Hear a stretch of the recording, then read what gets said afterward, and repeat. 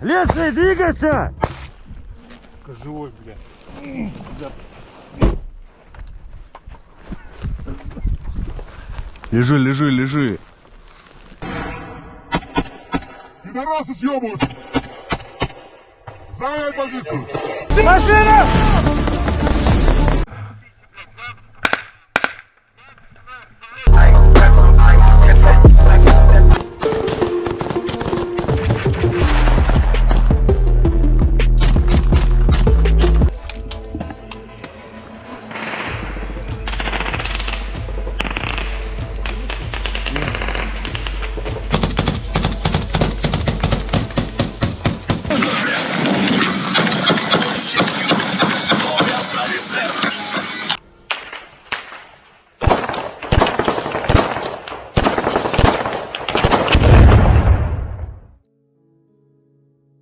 What did you take away from those clips I just showed you? Was it the gear? The area they were fighting in? Maybe you noticed the year and the type of unit.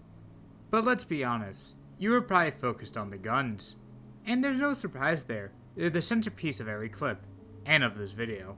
Now let me ask you, what else did you notice? Maybe in the first clip you saw a rifle with an optic mount, but no optic. In the fourth, an AK-12 with extinguisher rail dust cover, but again, no optic. The fifth clip, same setup, different furniture, but still no optic. The seventh one, the AK has a suppressor and even a charging handle, yet once again, no optic. And these clips weren't all from one unit either. I pulled them from footage of both regular soldiers and more specialized troops, ranging from 2022 to 2025. One thing across the board stood out, a constant lack of optics. So why? Well, it depends on who you ask. You'll get a multitude of answers from each side. If you ask someone who supports Ukraine, they might tell you it's because the Russian army lacks the funding or logistics to properly equip its infantry with optics. Ask someone who leans pro-Russian, they'll probably say the optics are unnecessary and that the rifle works just fine, or rifle is fine. Ask someone neutral, they'll likely tell you the most grounded answer. It comes down to the soldier. Some troops prefer their rifle stock because that's how they were trained. Others want to customize their rifle setup to adapt to the ever-changing warfare. And that's really the heart of it. There are countless reasons why a soldier might not run an optic. They're comfortable with iron sights, they weren't issued one, or they don't want to or can't spend personal cash upgrading a rifle they don't even own.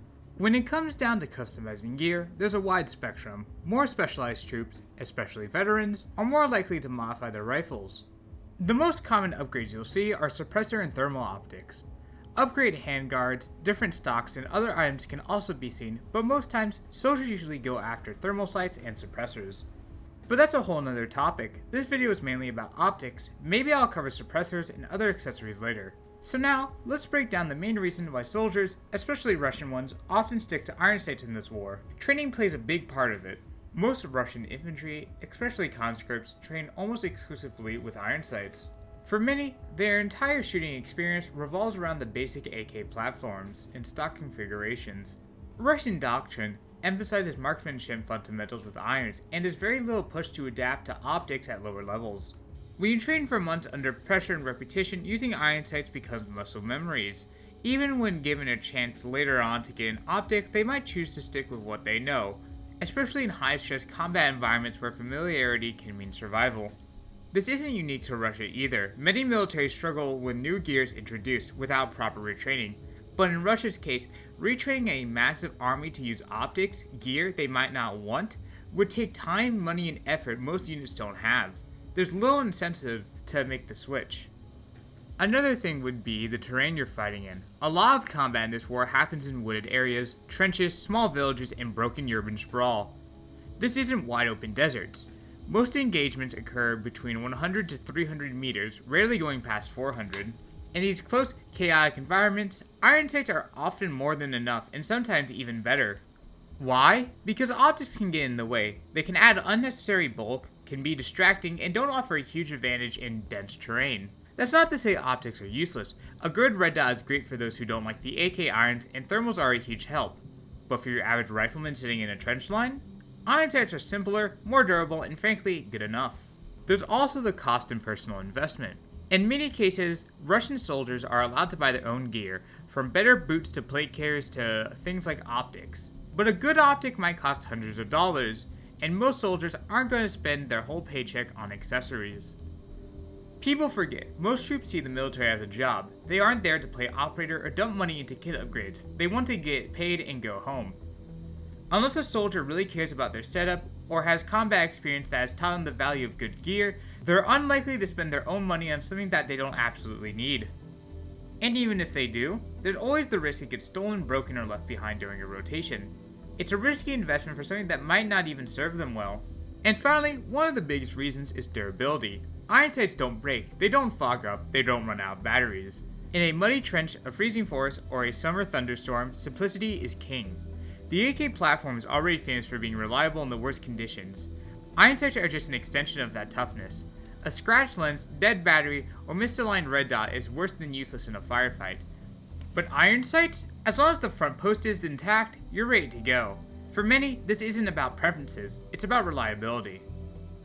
Now, people are going to argue with me on this, that's fine, but I also want to point out that even Ukrainian GRU and Russian SSO units are known to sometimes run without optics.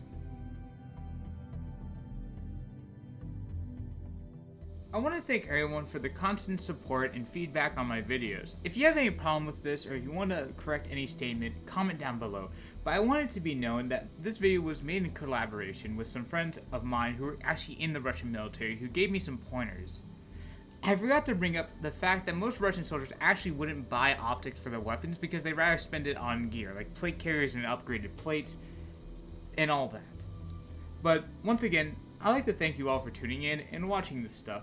I don't know what the next video will be about. I'll probably run a poll again, but comment down below what you want to think. What you want to see, sorry. And, as always, I'll see you next time.